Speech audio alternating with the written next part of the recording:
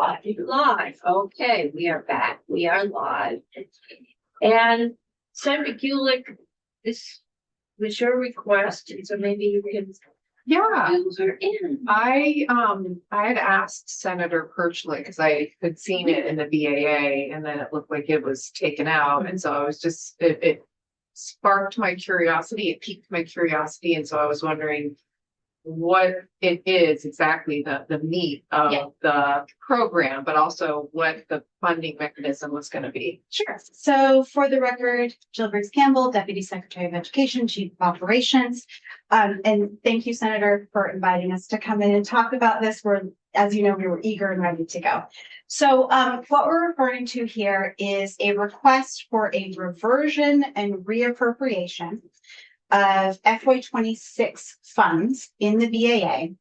And they're very specifically to support the Vermont initiative and literacy initiative, right? Which is supporting the requirements of Act 139. So I think I can do this pretty briefly and then feel free to ask questions. I do also want to say, I'm not sure why it was taken out of the BAA. I don't want to speculate, but it may be because we do also have this request in the governor's FY27 budget. So if it doesn't make it through the BAA, and I'll explain why that would be preferable, you will see this again in the FY27 budget request. So it's not our only bite at the apple, although this is the better apple. So I will sort of briefly explain the sort of origin story of these funds. It's a little convoluted, so just bear with me. But the key takeaway here is that these are not new funds. And in fact, the origin of these funds is federal COVID dollars. So they've got a long history here. But that's the important piece. It's not a new appropriation request. It's not new state money. It's old federal money. So originally, as you've heard from me a million times, we had a lot of these COVID era ESSER funds and GEAR funds. With the passage of Act 139, this was actually, I think, the first week or two of Secretary Saunders being in her new role, said, how are we supporting this? And we all sort of said, well, there's no money appropriated for it. So we immediately looked at the ESSER and GEAR funds, and we had set aside $1 million to actually start the Read Vermont initiative. Under the Trump administration, there was a reversal of course of the availability of those funds. So we had at that time about $700,000 still available and a plan to use them. And because of that reversal of those ESSER funds and GEAR funds, basically the Read Vermont activities came to a screeching halt in about March, April last year. So it was really unfortunate, and we were immediately looking for other sources of money to continue that work. So what we've so that's why that funding stream stopped. You all also had COVID funds in the form of ARPA SFRF funds. Way back in, I want to say 2021 even, maybe 2022, you had appropriated to the Agency of Education $4 million for what were called IT modernization projects, education licensure, adult education and literacy, like a database platform and dual enrollment. So we identified that, that $4 million was an estimate at the time. We actually reverted $1 million of it as we identified how much it was going to cost. And even still, we were coming under budget pretty significantly. As those funds, sort of the deadline to obligate them was coming up, the Agency of Administration in December of 2024 did an administrative action that they were able to basically convert those into general fund dollars. So they lost their federal identity, they became general fund dollars. So we're now at the end of those IT modernization projects. We have about $1.4 million of those general fund, now they're general fund. And we've identified that we could probably take 700,000 of that, still be able to finish the projects, complete them with the remaining 700,000, and use that extra 700,000 to support Read Vermont. So as I said, it's a bit of an origin story of how we got here, but we're basically replacing federal dollars that we no longer have access to with other federal dollars that look like general fund dollars now. What this would enable us to do and why it would be preferable for this to happen in the BAA. We've as I like to say, we're scrappy and resourceful. So we've pulled together a whole set of different funds to relaunch Free Vermont work that actually relaunched in January. So we're continuing with this like intensive coaching and then looking how we're actually going to scale that work up over the next school year. So we're both reaching more schools this way and then also expanding vertically to reach more grades and other roles within districts. So not just classroom educators, but building leaders and district leaders. So we have a plan to expand. Currently, we are funding that work through the end of June 30th of 2026, so the end of this school year, with a combination of some federal title dollars, so Title II and Title IV. We also have some other general fund carry forward that we're able to do. It's a DAB, and I can never remember what that acronym stands for, but it allows us to basically take $100,000 of one general fund and use it for a different purpose. So I've got $200,000 of general fund. That will carry, so I have enough funds to carry us through the end of this school year. So, as I said, you would see this in your FY27 budget request. So you could do it then, but that means that we may have a gap or a pause in the work that we're doing while we get that appropriation and get it stood up, right? Because, usually we don't actually see appropriations until mid-July. So if this was done through the BAA, what that gives us is immediate access and the ability to plan and critically to obligate the funds through contracts. Because we are using in addition to agency staff, we're using a national, just really excellent work in this space. So that is sort of the imperative to try to get this through in the BAA. It gives us certainty planning and we won't have a pause. I can sort of assure you that I will be as per usual, as resourceful as possible so that we can continue the work during the summer. We will continue to layer in those federal dollars.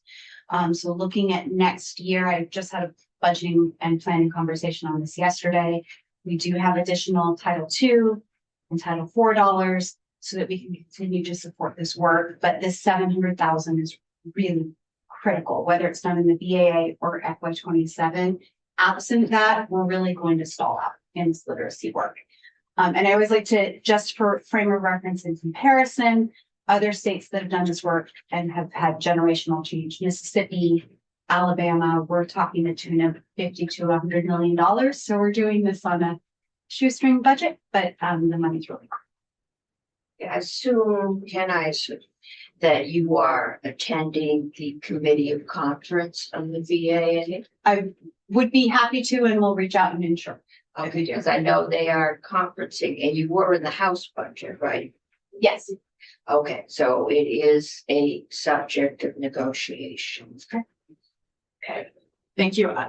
Thanks, Jill. That's helpful. I have a couple of questions. So what specifically are you doing with the funds? Sure. So like at the agency level, and then who's the consultant? And They're called literacy consultants. And so we've got kind of multiple specific scopes of work here.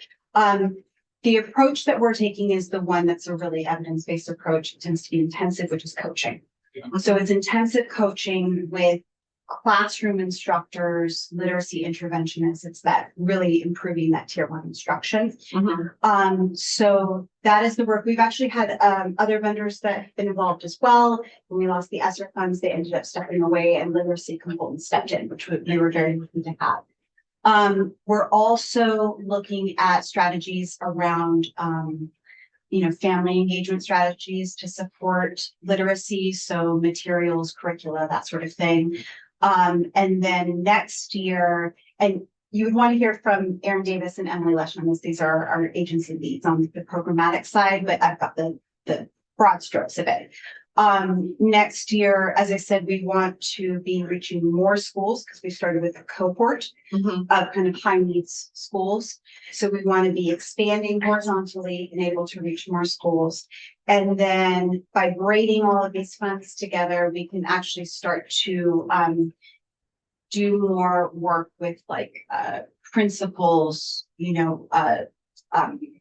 curriculum coordinators, superintendents, those district level, about how do you do things like utilize your local assessment and state assessment data to drive instruction. How do you build and sustain literacy investments over time, and build those systems in place? How do you do strategic scheduling, right?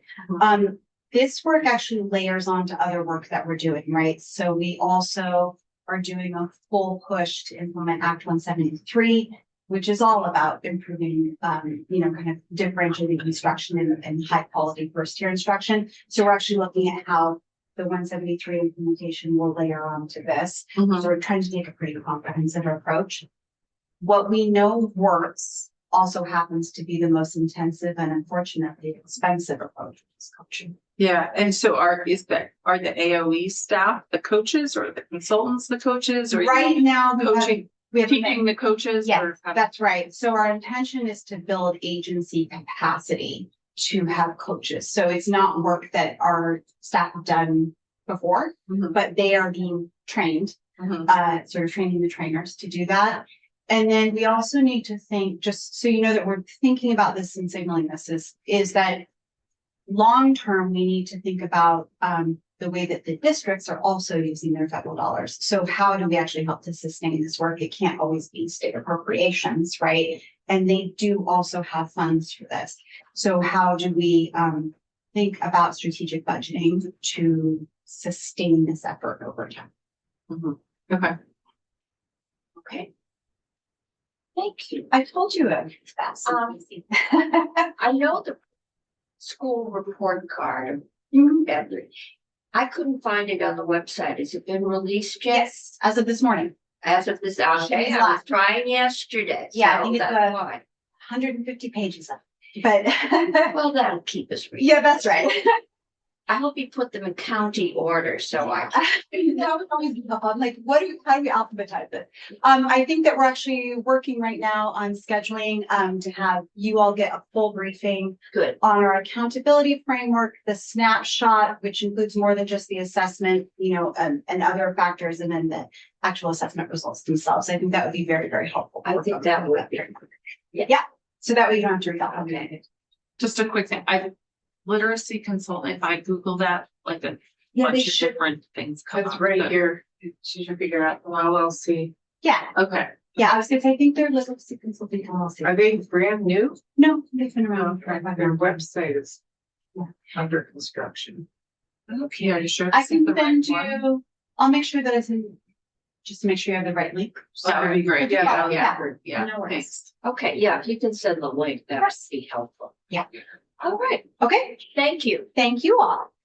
Easiest thing I'll do all day. Patrick will be here at 3:15. Patrick will be here at 3:15. I'm not letting you out the door. We can stand at ease and probably go off live for 7 minutes.